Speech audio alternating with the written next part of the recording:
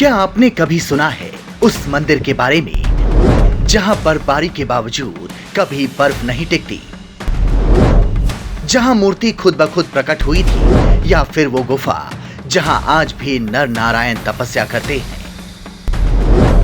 जी हां, बात हो रही है बद्रीनाथ मंदिर की। ये मंदिर कब बना, इसका सबसे बड़ा चमत्कार क्या है, क्यों सिर्फ 6 महीने के लिए खुलता है, और सबसे बड़ा सवाल, क्या स्वयं भगवान विष्णु ने इसकी स्थापना की थी? आइए इन रहस्यों को सुलझाते हैं, लेकिन पहले तैयार हो जाइए एक ऐसी रहस्यमय यात्रा के लिए जो आपको आस्था और चमत्कार की दुनिया में ले जाएगी। क्या है इस मंदिर का इतिहास? बद्रीनाथ मंदिर उत्तराखंड के चमोली जिले में अलकनंदा नदी के किनारे हिमालय की गोद में बसा है। मान्यता है कि सतयुग में भगवान विष्णु ने तपस्या के लिए स्थान को चुना, लेकिन मंदिर का वर्तमान स्वरूप 8वीं सदी में आदि शंकराचार्य ने स्थापित किया। कुछ स्रोत कहते हैं कि उससे पहले ये एक बौद्ध मठ था, जिसे शंकराचार्य ने हिंदू मंदिर में बदला।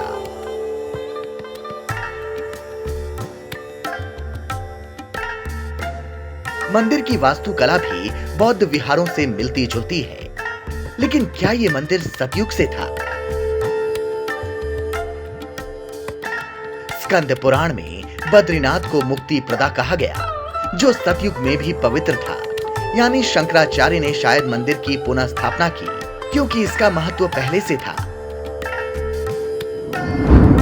16वीं सदी में गढ़वाल के राजा ने मूर्ति को गुफा से मंदिर में स्थापित किया, और बाद में इंदौर की महारानी अहिल्याबाई ने सोने का छत्र चढ़ाया।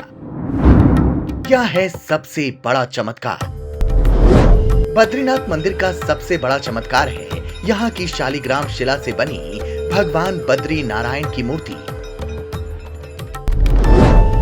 ये 1 मीटर ऊंची चतुर्भुज ध्यान मुद्रा में है। मान्यता है कि ये मूर्ति स्वयं प्रकट हुई थी। कुछ कथाएं कहती हैं कि आदि शंकराचार्य ने इसे अलकनंदा नदी के नारद कुंड से निकाला। कहा जाता है कि द्वापर युग तक भगवान विष्णु यहाँ साक्षात दर्शन देते थे, लेकिन श्री कृष्ण के अवतार से पहले उन्होंने मूर्ति रूप ले लिया। इस मूर्ति को विष्णु की 8 स्वयंभू मूर्तियों में से एक माना जाता है। यहाँ तक कि बौद्ध इसे बुद्ध की मूर्ति मानकर पूजते थे। क्यों है इतनी मान्यता? बद्रीनाथ को 8वां वैकुंठ कहा जाता है। यहाँ की कहावत है, जो जाए बद्री वो ना आए ओदरी। यानी दर्शन करने वाला जन्म मृत्यु के चक्र से मुक्त हो जाता है। ये मंदिर भगवान विष्णु के नर नारायण अवतार की तपोभूमि है।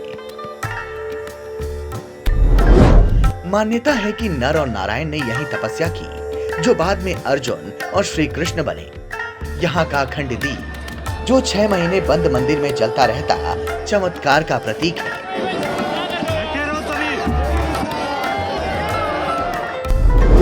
स्कंद पुराण कहता है, स्वर्ग पृथ्वी नरक में कोई मंदिर बद्रीनाथ जैसा नहीं। क्यों है इतना फेमस? बद्रीनाथ चारों धामों में से एक है और हिंदुओं का सबसे पवित्र तीर्थ। यहाँ भगवान बद्री नारायण की पूजा होती है।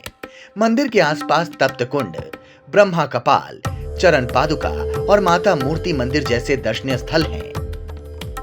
यहाँ हर साल लाखों श्रद्धालु दर्शन के लिए आते हैं। मंदिर की अनूठी परंपरा, जैसे केरल के नंबूदरी ब्राह्मणों का पुजारी होना, इसे और खास बनाती है। क्यों खुलता है 6 महीने? हिमालय में 3133 मीटर की ऊंचाई पर स्थित बद्रीनाथ में सर्दियों में भारी बर्फबारी होती है, जिससे मंदिर नवंबर से अप्रैल तक बंद रहता है। कपाट बंद होने पर मूर्ति को जोशीमठ के नरसिंह मंदिर में ले जाया जाता है। कपाट खुलने पर अक्षय तृतीया के दिन अखंड ज्योति के दर्शन होते हैं, जो 6 महीने जलती रहती है। ये परंपरा सदियों से चली आ रही है। ऊंचाई पर बर्फ क्यों नहीं टिकती? ये सबसे बड़ा रहस्य है। इतनी ऊंचाई पर जहां बर्फबारी आम है, मंदिर की छत पर बर्फ नहीं जमती। स्थानीय मान्यता है कि भगवान विष्णु और माता लक्ष्मी की कृपा से मंदिर सुरक्षित रहता है।